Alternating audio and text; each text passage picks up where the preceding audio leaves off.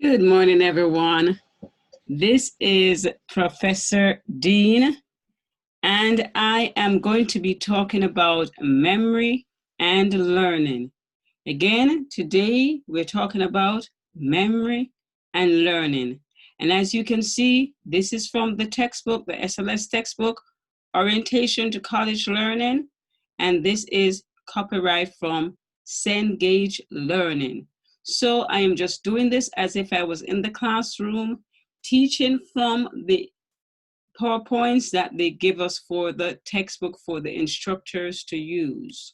So again, today is memory and learning, and I will go over the parts that are focused on getting to the assignment given, but I'll also lecture from the entire text.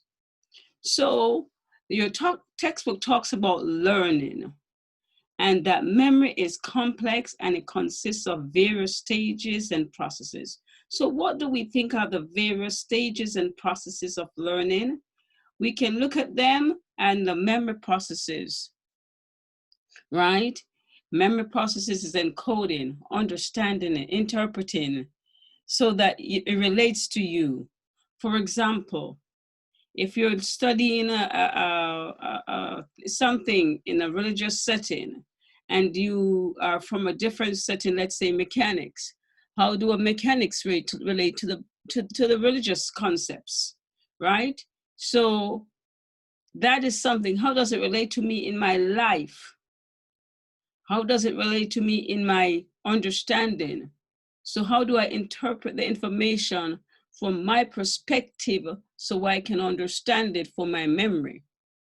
So I am going to use something that my son said one day when he was talking, and he was talking about, you can't do certain things and expect to be who you are.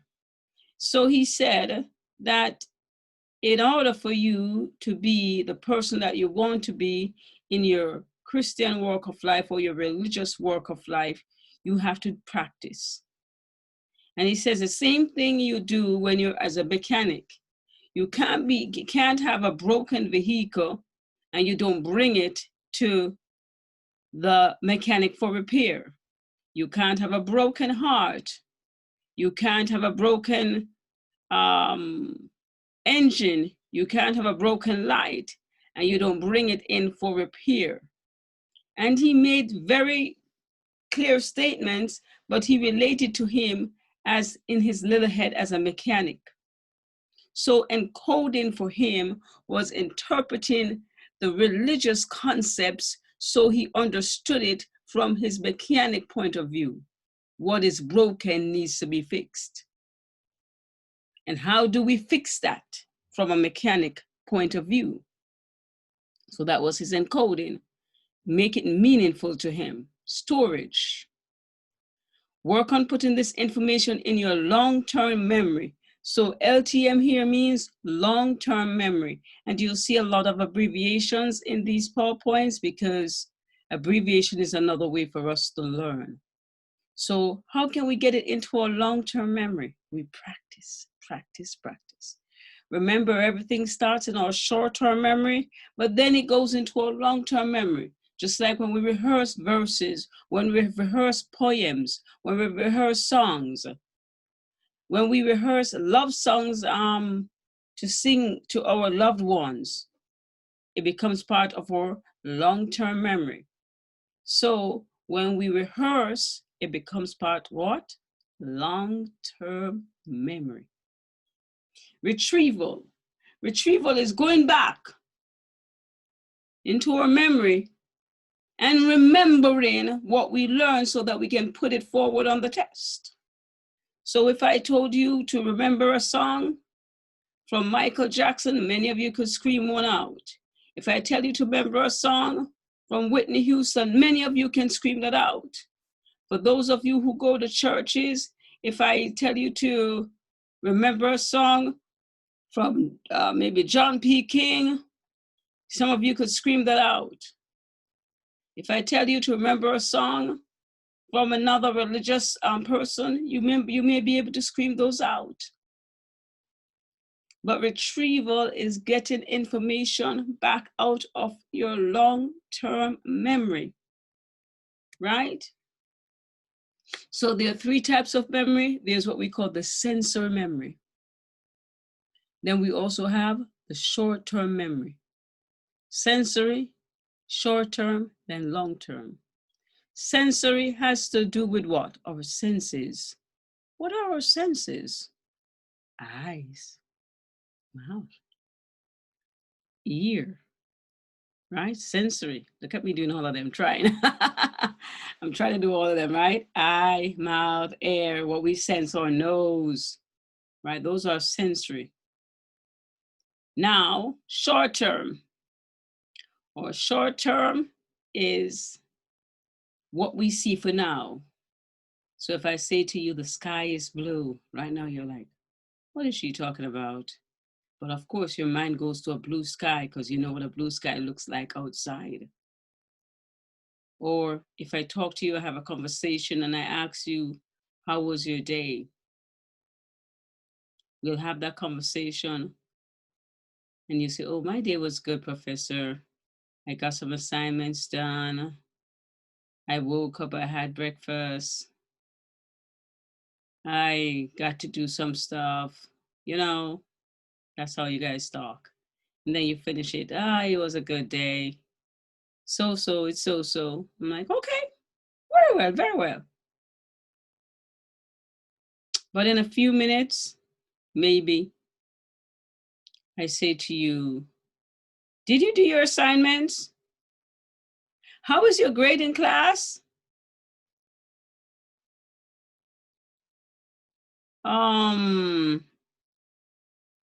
What are your long-term and your short-term goals? Right? And then I could say, let's see what we're going to review for the last 2 weeks of class. And we continue in that format. Later on, I'll come back and ask you what I talked to you about in the first few minutes. And let's see if you remember. Without rewinding the YouTube, of course. So then the long-term memory is what, like I said before, that we have in our brains. Something that sticks in our brains for life. So for example, in our long-term memory, we have something that they taught us from kindergarten. When they were teaching us in our long-term memory, they taught us songs. They taught us rhythms. They taught us to rehearse it over and over again. And that's how it becomes part of our long-term memory. So why we forget? We're going to go to why we forget. We never really learned the information. We didn't understand the information. We cramped for the exam. We stored information with too few cues. Then it talks about inference and also talks about test anxiety. I don't know if I have test anxiety, but I do know that I don't like multiple choice tests. But of course, I still got through college because I had to practice. So I know those of you out there are like, oh my God, how am I going to do this? It's the same thing I used to say, but we have to find a way to get through it. Multiple choice is the most common test given in college. We have to overcome. Everybody come up with a multiple choice, a multiple pick, a multiple whatever. And even if we don't understand it, we just gotta learn how to pass them. So let's look at the general memory strategies. They talk about space practice, breakdown tasks, repetition, and overlearning. So we're not gonna go over that. I am going to focus on my mind on this page. We're going to specific memory strategies.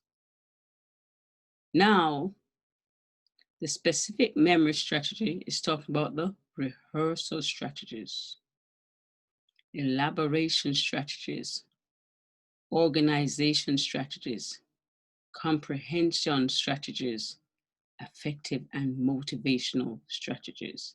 Now in class, I would tell you to circle the first letters of each word, and I call that Ryoka. R-E-O-C-A, Reoka. Those are our memory strategies. So let's talk about the first one, which is our rehearsal strategies. Earlier, I talked to you about rehearsal in terms of how did we learn when we were in kindergarten.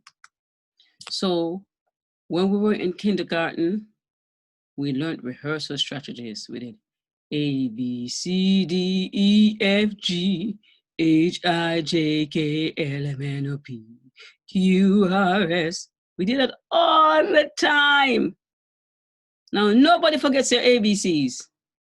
We sang it, we talk it, we did it for counting. 1, 2, 3, 4, 5.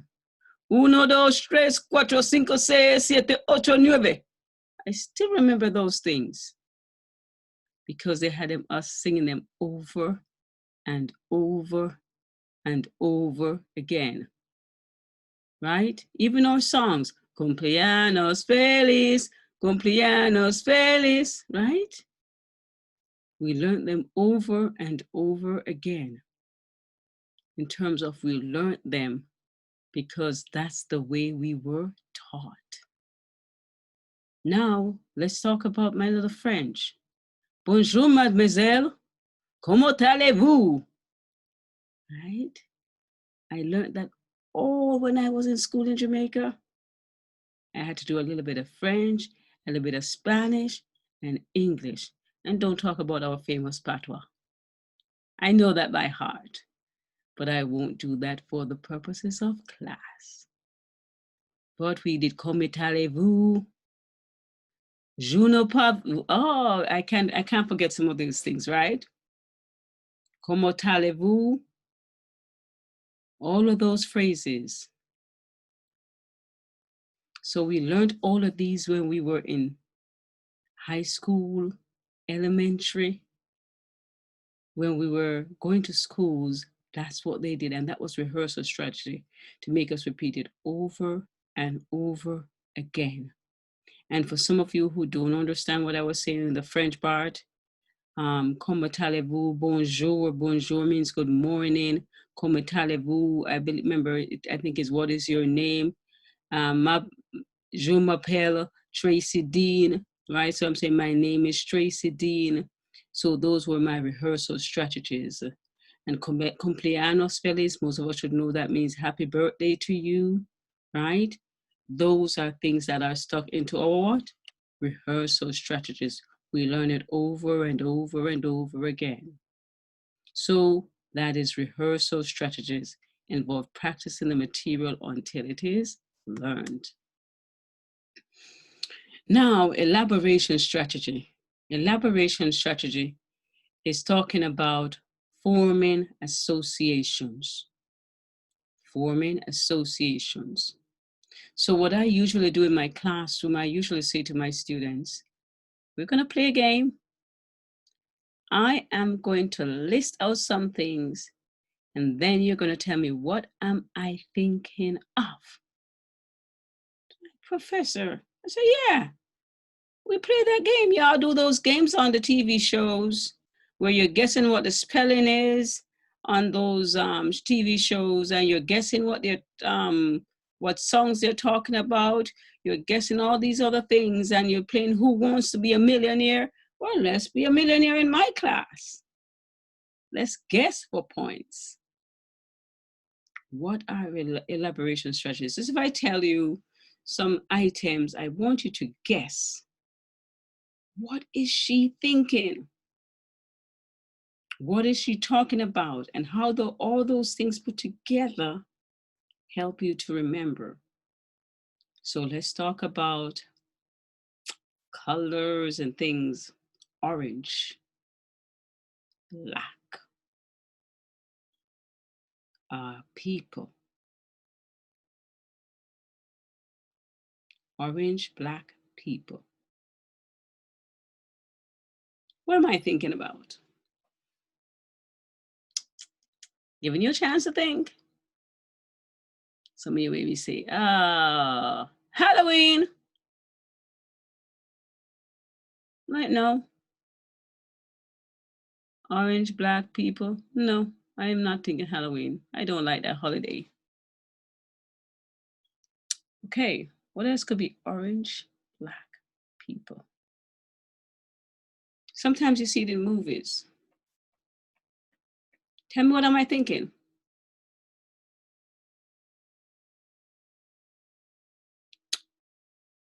I'll tell you what it is now. Because we were in class, I would tell you by this time. Yes, I am thinking about the prisons, orange and black. He says, how does it relate?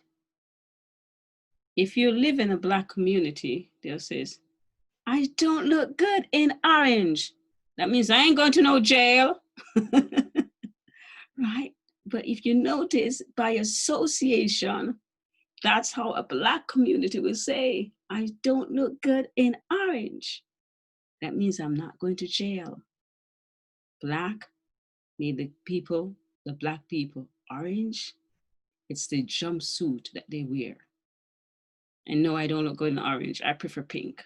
All right? Now, let's talk about another set of things. I'm talking about people. People. Chairs. Wings. People. Chairs. Wings. What am I talking about? What am I thinking? I'll give you an idea. I believe I can fly. I believe I can touch the sky. Tell me, people, chairs, wings. Some of you may say, wing stop, because I get that a lot in class. And then I get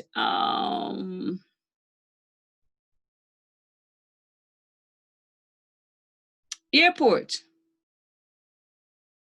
Like, no. I was thinking about the airplane. I believe I can fly. I believe I can touch the sky. I think about it every night and day. I spread my wings and fly away.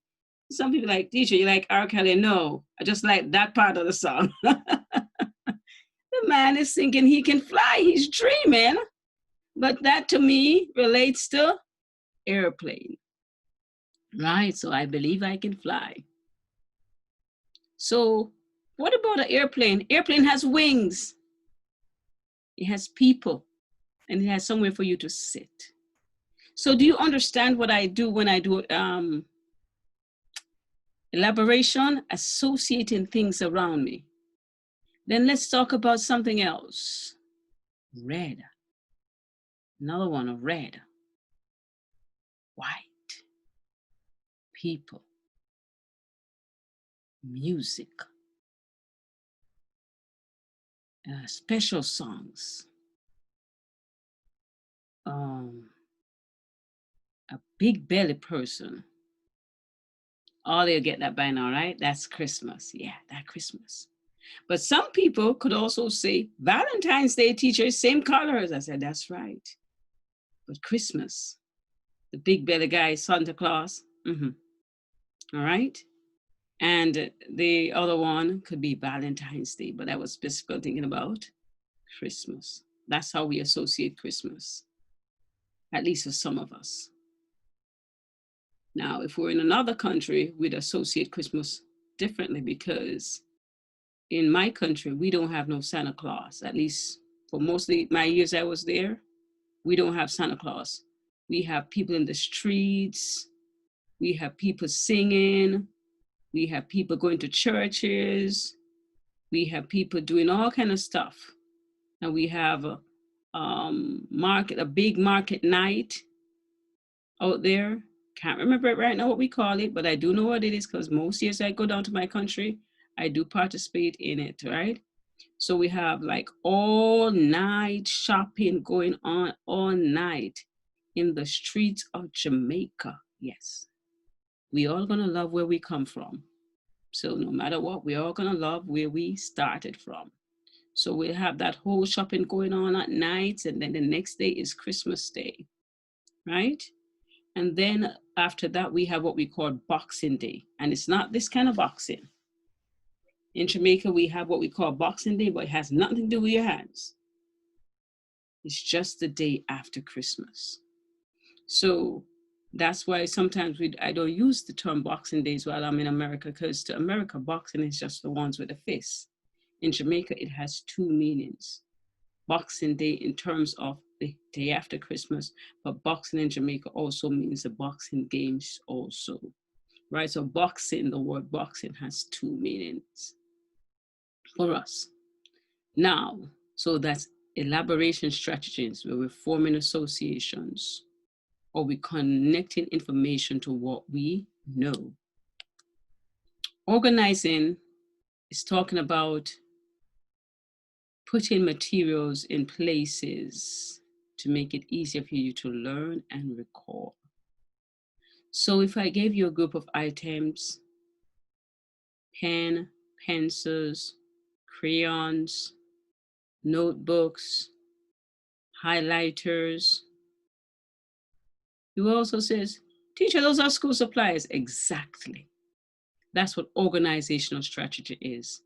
Talking about getting a group of information and just putting them in a category that belongs to school supplies. Then I could give you another set of paper and I could say newspaper. I could say books. I could say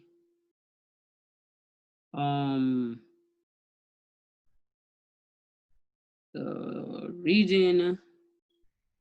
Let me not say the word reading. I said newspaper. I said textbooks. I said, let me put ebooks in there.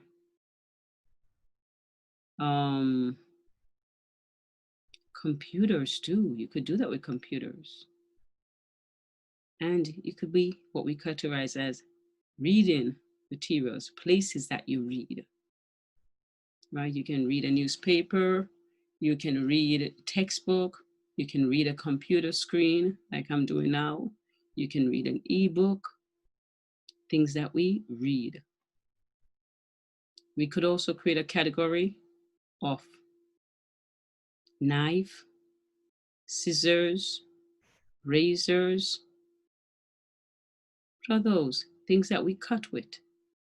So if you notice, in most things, we can find a way to organize them, put them in order. So organization is to allow you also to remember, but you put them in categories. If I say knife, fork, spoons, you'll say, oh, things that we used to eat with at the dining table. Those are what we call organization strategies. So how does that apply to studying, Teacher Dean?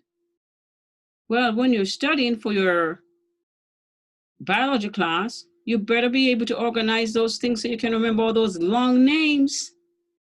Who remember those names without organizing it, putting them in categories or creating stories? I remember my professors that when we have our conversation, they says, when we were studying for these biologies and these anatomy classes, we made up a story from our head to our feet using the same things that they give us as those long words to remember. And then when we made the stories, we played the stories in our heads while we were sitting the exams. So as the questions came back to us, we were able to replay the stories we made up. You believe it, we had to come up with some creative ideas to learn those concepts. So we're teaching you the same things that we did. Made up ideas. Remember the esophagus. Oh, I'm pointing to the wrong part. The esophagus is in your stomach. Talking about the other parts of your heart. I don't even pronounce some of these words in medical terms.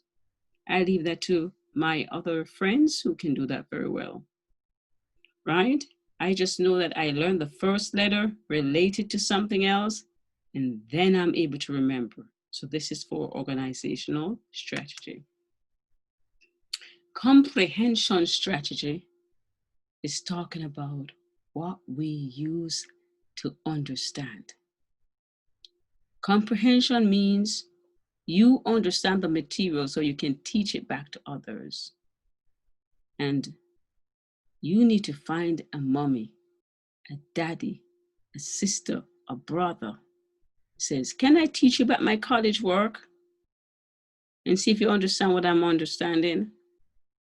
And if you're able to teach them back your college work, then we know you understand it. Also, as I talk about, and I'm just going to say it as a reminder, if you make questions and you're able to provide answers, then you know you understand the material. So again, what I say, teach it back.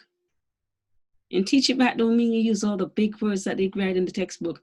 Teach the concept back. And if your mother and father says, yes, I understand. And if you don't, if your mother and father is an easy yes person, don't use them. Use somebody with stuff like, really? That's how you teach? Yeah, I have some of those in my family. If you have one of those in your family, like, really? You ain't teaching me that because I don't understand none of what you said. So you know what I had to do? Rewrite my whole lecture and go teach it to some of those who would listen. I have a sister, great ear. She listened to me all the way. And then she says, fix this, fix that, fix this, fix this, fix this, fix that. And I said, okay, I got it. And that is how I started out making, knowing how to lecture properly, because she would listen to it. And then she says, nah, they would understand that part. They would understand that part. What are you trying to say here? So you got to get somebody who's objective, but not insultive. You have some objective and some insultive people. You're like, you know what? I can do without your opinion. Get ones that are objective, not insultive, because they're supposed to help you to learn, not try to throw things down at you, okay? So let's continue. In your learning, you need to be effective and motivational. What does effective and motivational mean? It means when you go to class, have a positive attitude. It's not about whether you like that Jamaican, that Indian, that African, that Mexican, that Cuban. You ain't about that when you're looking at your professors. They got their degree already. You ain't got yours yet. So what you complain about? Just come in the class with a positive attitude. It's not about your likes and dislikes. It's not about their personality. It's about your learning. So when you get in there, be positive and motivate yourself. If they have a smell on them, that's their, sometimes it's their culture. You don't get to judge them. They've been through their stuff and they got through their stuff. Some of them may have some onion smells on them, like when we were going to college, it says, they smell like onions. But we were always friendly to them. The onion smell don't bother us. The garlic smell don't bother us. And there are some schools that we went to. Guess what? They have knowledge. I'm there to get the knowledge, not to criticize them. And if they're overly something, or they are overly whatever it is, I don't get to criticize them either. If they come from a world that we think that they have an entitlement in their brains, that's their business. My job is to learn, not criticize. So effective and motivational strategies means you go in there with a right attitude, interest, motivation. They could come from one of my countries like Jamaicans. I think my people think they know everything. There is nothing that a Jamaican don't think they don't know. You know what? That's just my people. That's the way they are. They think they know everything, and we just got to leave it at that. Are they great people? Of course they are. I'm going to say that about my people. Are they intelligent people? Some of the best in the world.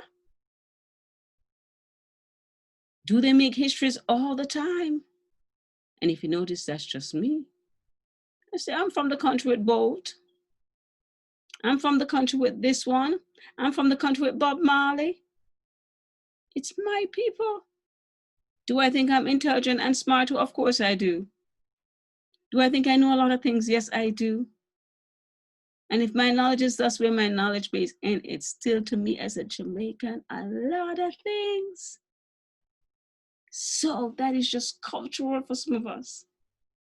Our culture teaches us to behave like that.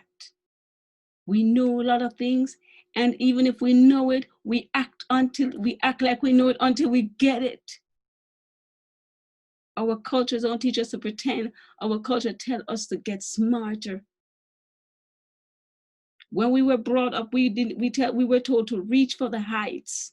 We were told things like the heights by great men reached and kept were not attained by sudden flight, but they while their companions slept were toiling upwards in the night.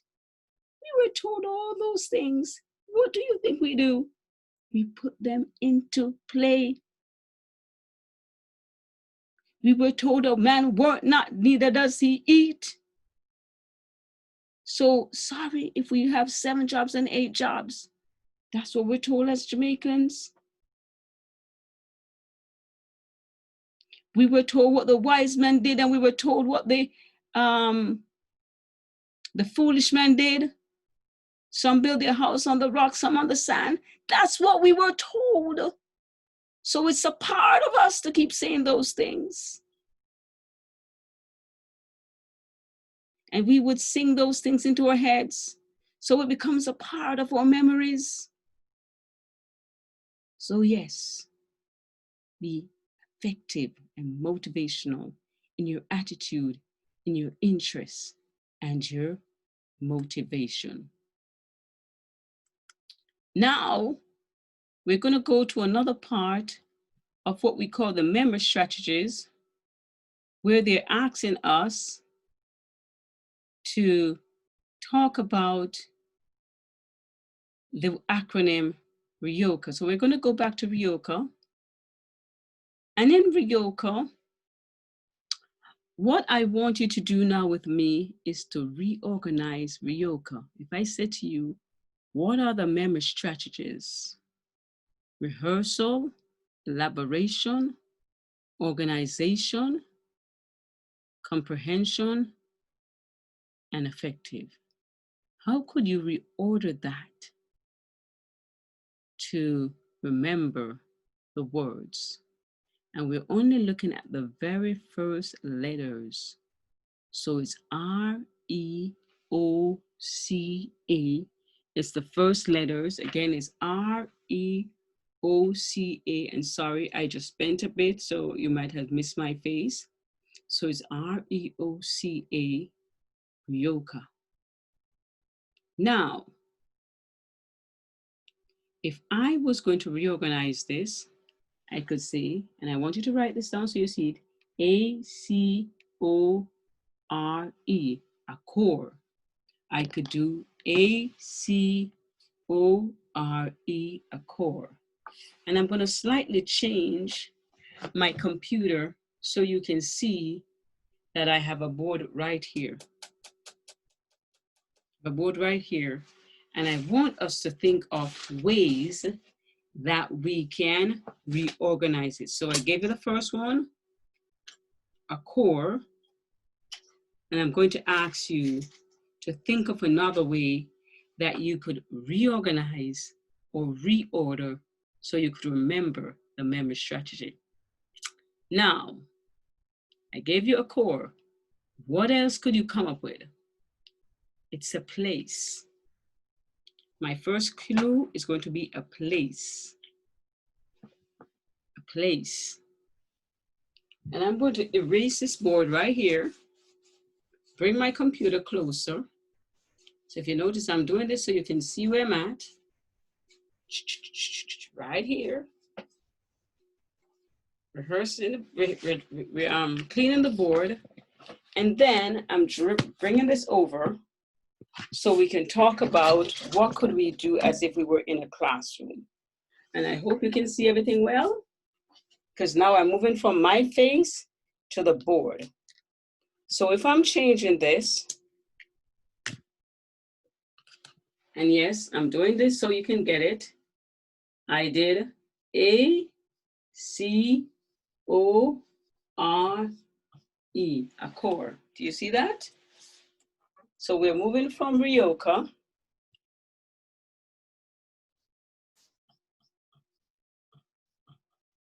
We changed around and did a core.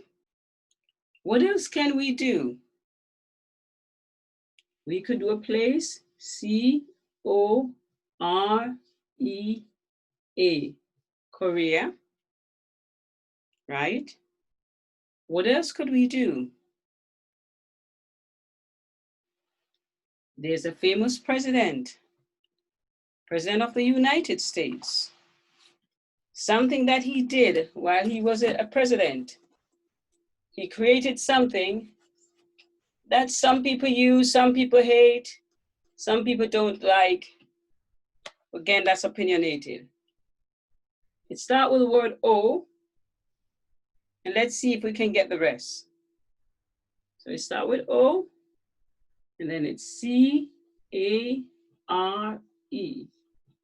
What does this stand for? Obamacare, right? Obamacare. So if you notice, we could reorganize all of these letters in this way so we could make it meaningful to ourselves. These are what we call what? Abbreviations. So the abbreviation for the specific memory strategies are Ryoka, R-E-O-C-A, but we could, so R is for rehearsal, E is for elaboration, O is for organization, C is for comprehension, A is for effective. Now, when we are finished with that, we could reorganize it so we can remember it different ways. A is for effective, C is for comprehension, O is for organization, R is for rehearsal, E is for elaboration, and that's A core. Korea, C is for comprehension, O for organization, R for rehearsal, E for elaboration, A for affirmative. So if you notice, those are some of the ways that we could reorganize it. These are the abbreviation. The next thing that we can do to remember, we can create what we call acrostic sentences. What are acrostic sentences? Acrostic sentences are things that we use to remember. For example, in math, you guys may use, please excuse my dear Aunt Sally. And that's what you guys call this. When you come to college, you tell us that this is what you guys call PAMDAS. These are the same as PAMDAS, same. You can create your own for studying. Or when we were learning music, they would say, every good boy deserves favor. Every good boy deserves favor. That's what we learned. Or we learned F-A-C-E.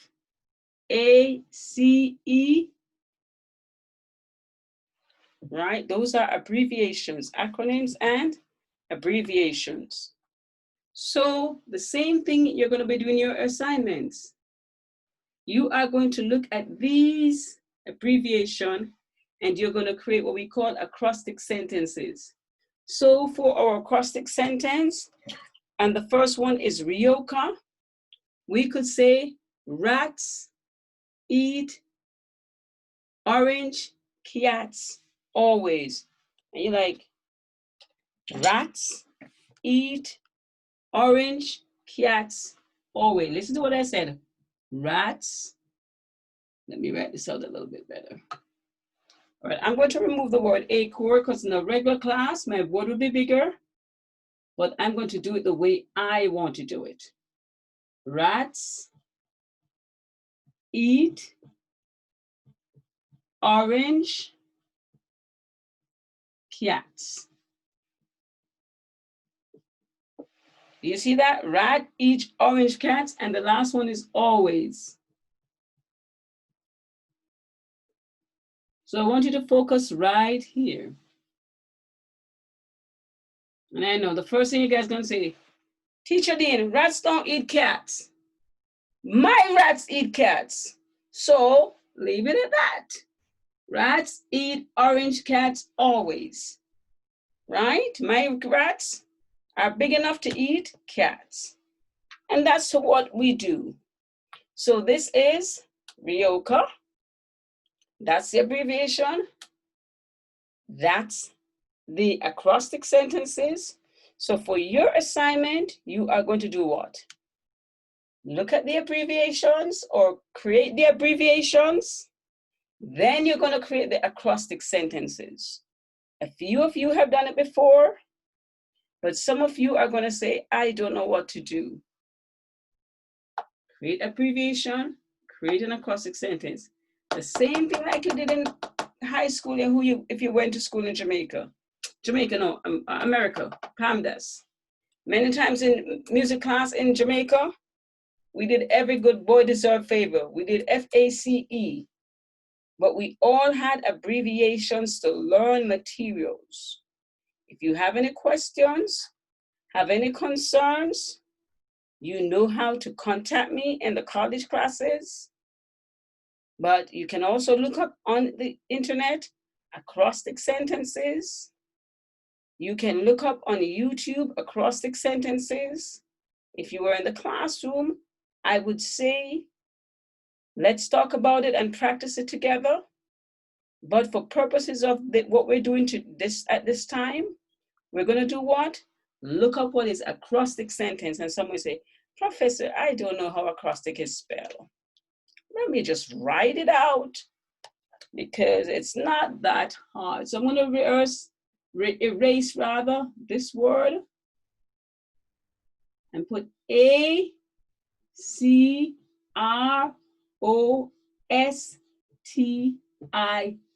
acrostic.